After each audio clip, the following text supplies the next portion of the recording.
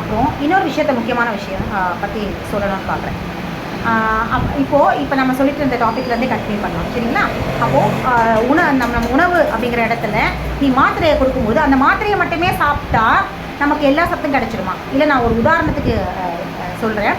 இப்போது டாக்டருங்க என்ன சொல்லுவாங்க அப்படின்னா, நீங்கள் சாப்பிட்றீங்க, ஒரு காலத்தில் நீங்கள் சாப்பிட்டா உணவுலேயே எல்லா விதமான சத்துக்களும் இருந்தது, அதனால் அதுக்கு சப்ளிமெண்ட்ரியாக மருந்து மாத்திரைகள் தேவைப்படலை, சப்ளிமெண்ட்ரி ஃபுட் எதுவுமே தேவைப்படலை. ஆனால் இன்றைக்கி எல்லா உணவுகள்லையுமே ரசாயனங்கள் அதிகமாக இருக்குது. அதனால் ரொம்ப ஃபாஸ்ட்டாக மகசூல் அடிக்கடி விவசாயம் பண்ணி வருஷத்துக்கு ஒரு முறை இருந்த அறுவடை இன்றைக்கி வருஷத்துக்கு 2-3 முறை பண்ணுறதுனால உணவில் சத்தே கிடையாது. உடனே சத்தே இல்லாதனால உடம்புக்கு தேவையான போதிய சத்துக்கள் குறைபாடாக இருக்குது. அதனால் அந்த சத்து போதாமையை காம்பன்சேட் பண்ணுறதுக்காக தான் நாங்கள் மாத்திரைகள் தரோம் அப்படின்னு தான் இன்றைக்கான ஒரு பெரிய விஷயமாக ஆங்கில மருத்துவம்னு சொல்லிட்டு இருக்காங்க. சரி, இந்த இடத்துக்கே வரும்.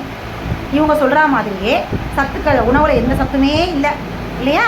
ரொம்ப சத்து பற்றாக்குறையாக இருக்குது. அதை நிவர்த்தி செய்கிறதுக்காக தான் இங்கே நாம் சப்ளிமெண்ட்ரியாக ஃபுட் எடுத்துக்கிறது. அவங்க சொல்கிற கெமிக்கல் நிறைஞ்ச காம்ப்ளானு, ஹார்லிக்ஸு, ஏதோ பாலில் கலக்கி குடிக்கிற பவுடரு நிறைய சாப்பிட்றோம். அது போக மாத்திரைகள், வைட்டமின் டேப்லெட்ஸ், கால்சியம் டேப்லெட்ஸ், ப்ரோட்டீனுக்கு ஒரு பவுடர்னு சாப்பிட்றோம், சரிங்களா? இப்போது இதை நல்லா யோசிச்சு பாருங்கள். உணவு எதுக்கு சாப்பிட்றோம்? சக்திக்காக, ஆற்றல் தேவைக்காக, இல்லையா? ஆங்கில மருத்துவம் என்ன சொல்லுது? சத்துக்காக சாப்பிட்றோம் அப்படின்னு தானே சொல்லுது. சரி, இதே இடத்துல இப்போ நம்ம சத்துக்காகவே சாப்பிட்றதாவே இருக்கட்டும். இப்போது சத்துக்காக சாப்பிட்றோம் இல்லையா?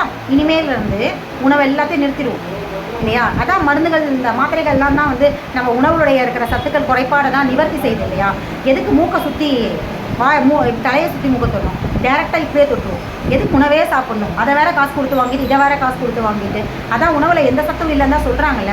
வருஷத்தில் 3 தடவை 4 தடவை விவசாயம் இது பண்ணுறதுனால விளையிற நிலங்களில் அரிசியில் சத்து கிடையாது, காய்கறியில் சத்து இல்லை, எல்லாமே ரசாயனம் தான். சுத்தமாக ஒன்றும் கிடையாது. மண்ணை தான் நம்ம இன்றைக்கி சாப்பிட்ருக்கோம். 0% சத்து. அப்போது சத்து குறைபாடு உடலுக்கு ஏற்படும். அதனால் உணவே வேணாம்.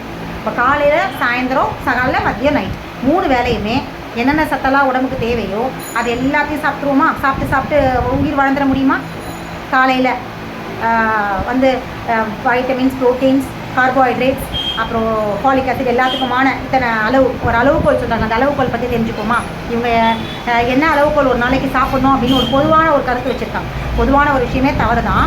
பொதுவான ஒரு கருத்தை வச்சுட்டு அந்த தான் எல்லா உடம்புகளுமே, எல்லா மனித உடம்புகளுக்குமே இதுதான் சத்து தேவை, இதுதான் டெய்லி சாப்பிட்ருக்கணும், நம்ம உடம்புல இருக்கணும் அப்படின்னு சொல்லி ஆங்கில மருத்துவம் என்ன தெரியுமா சொல்கிறாங்க? கால்சியம் எடுத்திங்கன்னா 400 இருக்கணுமா? 400 அளவுக்கு கால்சியம் இருக்கணுமா? அதுக்கப்புறம் ஃபாலிக் ஆசிட் அப்படின்னா அது 200 இருக்கணுமா? ஃபாலிக் ஆசிட் 200 இருக்கணும். கால்சியம் 400 இருக்கணுமா?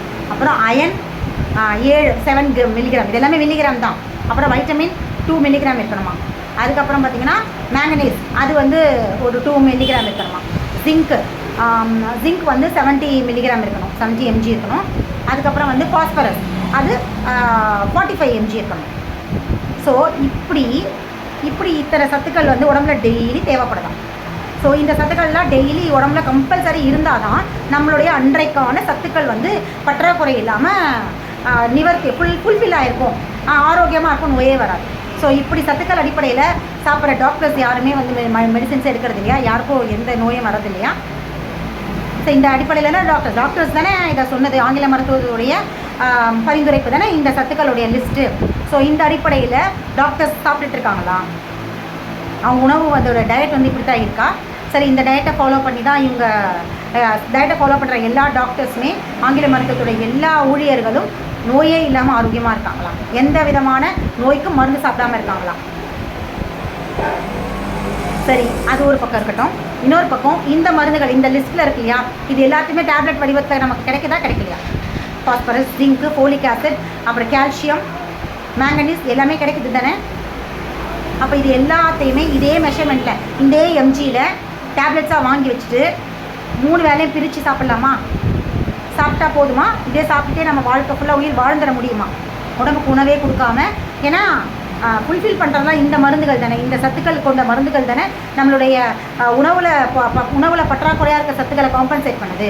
அப்போ இந்த பக்கம் இருக்கிற உணவையே கட் பண்ணிவிட்டு மொத்தமாக சர்க்கிளை அந்த ரவுண்டை ஃபுல்ஃபில் பண்ணிடலாம் மாத்திரை சாப்பிட்டு. இப்போ டெய்லி இல்லை மெஷர்மெண்ட்டில் நம்ம சாப்பிட்டே வந்தோம் அப்படின்னா நமக்கு சத்து பற்றாக்குறையே இருக்காது. சத்து பற்றாக்குறையில் நோயே வராது. அப்போ ரொம்ப நிம்மதி தானே.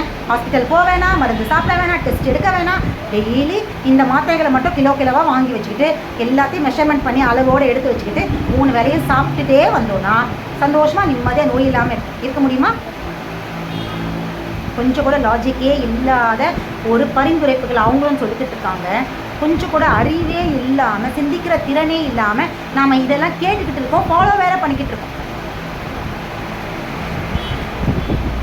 என்ன எப்படி நம்மளை பைத்தியக்காரங்களாம் மாற்றிருக்காங்க. எத்தனை சிந்தனை திறமை உடையவர்கள் தமிழர்கள், எத்தனை அறிவு மேத்தக அறிவு உள்ளவர்கள். பிரிட்டிஷ்காரனால் நம்மளை அடக்கவே முடியலை. நம்மளை எப்படி அடக்கிறது, நம்மளுடைய அறிவை முடக்கிறதுன்றதுக்காக தான் மெக்காலேவே இந்தியாவுக்குள்ளே கொண்டு வந்து மெக்காலே 14 வருஷம் ஆய்வுக்கு அப்புறம் தான் இந்தியர்களுடைய அறிவை எப்படி மழுங்கடிக்கிறதுன்னு கண்டுபிடிச்சாங்க.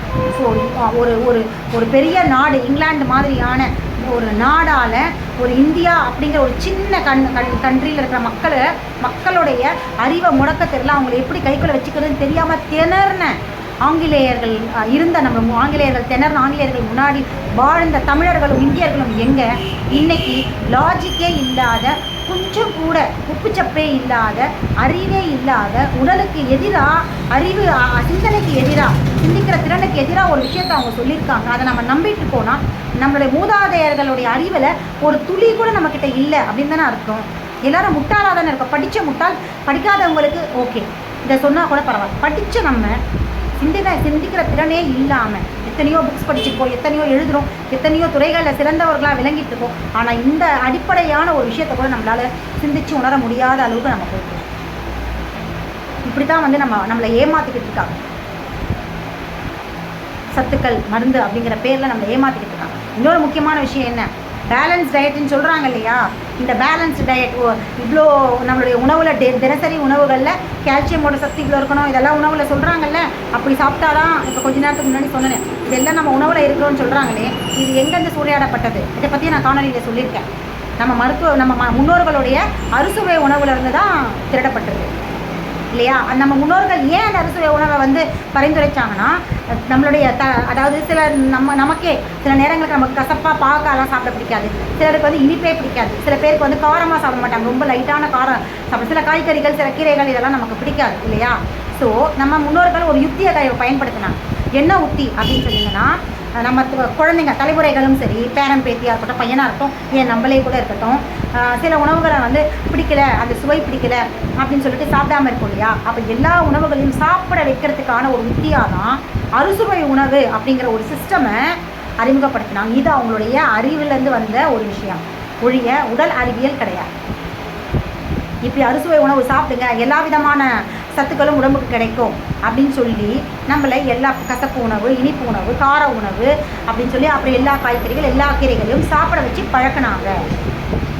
அந்த பழக்கத்தை ஏற்படுத்துறதுக்காக, ஏன்னா முதல் ஆரம்பத்தை நமக்கு பிடிக்காமல் இருக்கும், தினமும் சாப்பிட அந்த சுவை பிடிச்சிடும் இல்லையா. இப்போ நம்ம தமிழ்நாட்டில் இருக்கிறோம், தமிழ்நாட்டில் இருக்கிறவங்க நமக்கு வந்து அரிசி சாப்பாடு தான் பிடிக்கும். இப்போ அரிசி சாப்பாடு சாப்பிட்டே பழகினவங்க நார்த் சைடுக்கு போகிறோம், அங்கே சப்பாத்தி தான் கிடைக்குது, சோறே கிடைக்கல இல்லையா. இப்போ கிடைக்குது, ஒரு காலத்தில் வந்து கிடைக்கவே இல்லை, சாப்பாடு வந்து அந்த அளவுக்கு கிடைக்கல. அப்போ அங்கே போய் முதல்ல ஒரு மாதம் நமக்கு ஸ்ட்ரகிளாக தான் இருக்கும், சப்பாத்தி பிடிக்காது, ஏன்னா நம்ம அரிசி உணவு தான் தேரும். ஆனால் வாழ்ந்து அங்கேயே இருந்து சப்பாத்தி சாப்பிட்டு ஒரு கட்டத்தை நமக்கு சப்பாத்தி சாப்பிட்றது பழக்கமாயிடும், நார்மலாகிடும். நம்ம உடம்பு அக்செப்ட் பண்ணிக்கும், நம்ம நாக்கும் அக்செப்ட் பண்ணிப்போம், நம்ம புத்தியும் அக்செப்ட் பண்ணிப்போம் இல்லையா. சப்பாத்தியை நம்ம அரிசி உணவு நமக்கு தேவைப்படாது. ஸோ இப்படியான ஒரு பழக்கத்தை கொண்டு வரதுக்காக, எல்லா உணவுகளையும் சாப்பிட வச்சு பழக்கத்தை கொண்டு வரதுக்காக, அது பேரம் பேத்திலேருந்து பிள்ளைங்கள்லேருந்து தங்களையும் பழக்கப்படுத்திக்கிறதுக்காக இந்த வழக்கம் வந்து, அதுக்காக வந்த வழக்கம் தான் அறுசுவை உணவுகள். அறுசுவை இந்த டெய்லி சாப்பாட்டில் எல்லா விதமான சுவைகளும் கொண்ட உணவுகளை சாப்பிட்டு பழகணும். இப்போ நாக்குக்கு 6 சுவைகளும் சாப்பிட்டு பழகும்போது எந்த சுவையும் ஒமிட் பண்ணாமல் இருக்கும், எல்லா விதமான சூழல்லையும் வாழ பழகிக்க முடியும். ஏதோ ஒரு ஊருக்கு போகிறோம், அங்கே வந்து ஒரு வீட்டுக்கு போகிறோம், ஒரு குடும்பத்தில் போகிறோம், அவங்க ஒரு உணவை அதிகமாக எடுத்துப்பாங்க. நம்ம இந்தியாவிலே பார்த்துக்கிட்டிங்களா, ஆந்திராவில் போனாங்க, இப்போ எல்லாம் மாறி போச்சுன்னு வைங்க. ஆந்திரா அப்படின்னா காரம் அதிகமாக இருக்கும், காரம் அந்த உணவில் வந்து காரம் அதிகமாக இருக்கும் இல்லையா. ஆந்திரா காரத்துக்கு நிகராக எங்கேயுமே எதுவுமே கிடையாது அப்படின்னு சொல்லுவாங்க. அப்புறம் தமிழ்நாட்டில் போனீங்கன்னா கூழ், வெங்காயம் உடைய ஸ்மெல் சில பேருக்கு பிடிக்காது, வெளிநாட்டிலேருந்து வரும். ஆனால் இங்கே வெங்காயம் ரொம்ப இதுவாக சாப்பிடுவாங்க இல்லையா. அந்த கூழோடைய டேஸ்ட் நிறைய பேர் பிடிக்காது, ஆனால் இங்கே பிடிக்கும். அப்போது இந்த மாதிரி அதே மாதிரி நார்த் சைடில் போனால் அங்கே ஒரு சில உணவுகள் டேஸ்ட் நமக்கு பிடிக்காது, ஆனால் அவங்களுக்கு பிடிச்சிருக்கும். ஸோ இப்படி பலதரப்பட்ட பகுதிகளில் பலதரப்பட்ட நிலங்களில் மக்கள் வாழ்கிற மக்கள் அவங்கவுங்க ஒரு சுவையை ஒரு உணவுகளை சாப்பிடுவாங்க. அப்போ எல்லா விதமான நிலச்சூழலுக்கும் நம்மளை தகவமைச்சிக்கிறதுக்கும் நம்ம வாழ பழக்கிறதுக்கும், ஏன்னா அப்போ இருக்கிற மக்கள் திரைக்கடல் ஓடியும் திரவியம் தேடி வெளியின ஊர்களில் போய் கடலை தாண்டி போய் வியாபாரம் செஞ்சுட்டு இருந்தாங்க, வேலை செஞ்சுட்டு இருந்தாங்க. ஸோ இப்படியான வாழ்ந்தவங்க தான் இந்தியர்கள், தமிழர்கள். ஸோ எல்லா ஊரில் போனாலும் எல்லா நிலப்பகுதியில் போனாலும் அங்கே இருக்க உணவு பழக்க வழக்கங்களோட ஒன்றிடணும், நம்மளை தகவமைச்சிக்கணும். மனதளவிலையும் உடல் அளவிலும் அதை ஏற்றுக்கிற மனப்பக்குவம் வரணும் அப்படிங்கிறதுக்காக தான் இந்த மாதிரியான அறுசுவை உணவுகளையும் கொடுத்து பழக்கினாங்க. அப்போ இப்படி சாப்பிட்டு வர்ற பிள்ளைகள் எங்கே போனாலும் அது வெளியூரில் போய் தங்கினாலும் அங்கே அந்த நாக்குக்கு எல்லா சுவையும் அவங்களுக்கு சாப்பிட்டு பழகினதுனால அங்கே இருக்க உணவில் அங்கே இருக்கிற சூழலை வாழ பழகிப்பாங்க. இந்த சூழலை வாழ பழகிறதோ, உணவு சார்ந்த விஷயத்தை வாழ பழகிறதோ, அங்கே இருக்க நிலப்பகுதியில் மனிதர்களோட ஒன்றி வாழ பழகிறதுமான ஒரு வாழ்வியல் தத்துவத்தை கற்றுக் கொடுக்கறதுக்காக தான் இந்த அறுசுவை உணவு அப்படிங்கிற ஒரு கான்செப்டே கொண்டு வந்தாங்க. இதெல்லாம் நல்லா கவனிச்சு இந்த மெக்காலே மாதிரியான அறிஞர்களை அனுப்பி இந்த மாதிரியான தமிழர்களுடைய உணவு பழக்க வழக்கங்கள், அவங்களுடைய உளவியல் ஆய்வு, அறிவுத்திறன், இது எல்லாத்தையும் நுட்பமாக கவனித்து தான் என்ன பண்ணா அப்படின்னா ரிப்போர்ட் கொடுத்து இதிலிருந்து திருடப்பட்டதை ஏகப்பட்ட விஷயங்கள் இன்றைக்கு உணவு பரிந்துரைப்பாக இந்த சத்துக்கள் அப்படிங்கிற பேரில் இந்த மில்லிகிராம் சொல்கிறது எல்லாமே நம்ம முன்னோர்களுடைய அறுசுவை உணவுலேருந்து திருடப்பட்டது தான். எல்லாமே மதம் முதற்கொண்டு, கோட்பாடுகள் முதற்கொண்டு, தத்துவங்கள் முதற்கொண்டு, கலாச்சாரம் முதற்கொண்டு, வாழ்வியல் முதற்கொண்டு, நுட்பத்திறன் முதற்கொண்டு, மருத்துவம் முதற்கொண்டு, எல்லாமே சமய பிரச்சாரங்கள் முதற்கொண்டு, உணவு சமைக்கிறதுலேருந்து எல்லா விதமான வாழ்வியல் முறைகளுமே இந்தியர்கள் கிட்டேருந்து களவாடினவங்க இதே மாதிரி இந்தியர்கள் மாதிரி தொழில் சமுதாயங்கள் எத்தனையோ பழங்குடியினர் உலக அளவில் அவங்க கிட்டேருந்து திருடினது தான். திருடி அப்போ அவங்களோட பேரை வச்சுக்கிட்டு கொஞ்சம் ஆல்டர் பண்ணி அவங்களுடைய பேரை மாற்றி வச்சுக்கிட்டது தான் ஆங்கிலேயர்கள், ஆங்கில மருத்துவம்.